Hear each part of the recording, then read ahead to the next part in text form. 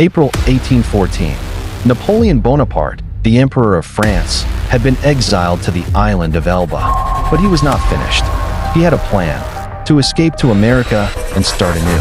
He was just days from boarding a ship bound for the New World.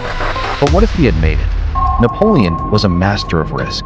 Elba was a prison, but Napoleon saw it as a stepping stone. His plan? Escape unnoticed and vanish into America, where he could rise again, far from Europe's prying eyes. In the Mediterranean, a ship waited. Napoleon would have sailed to Louisiana, a territory still reeling from the War of 1812, full of French-speaking citizens and discontented settlers.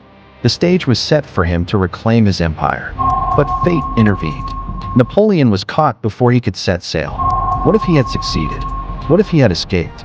America was still young in 1814, but Napoleon could have exploited its weaknesses. Landing in Louisiana, he could have rallied the French speakers, built alliances, and ignited a new revolution. But his empire would not be built on simple conquest. It would be a new kind of power, rooted in political brilliance and military expertise. He would have faced fierce opposition. The British, still wary of him, would have seen him as a threat.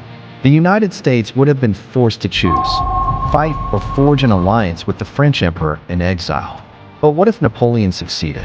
What if he had built his empire in the New World, ready to challenge the might of both Europe and the Americas? Napoleon's escape to America could have changed the course of history. His legacy would have been something entirely different: a new empire across the Atlantic, competing with the United States for dominance. Perhaps his ambition would have been his undoing, or perhaps, in the Americas, he would have built an empire more powerful than anything Europe had ever seen. What if Napoleon had truly escaped to America?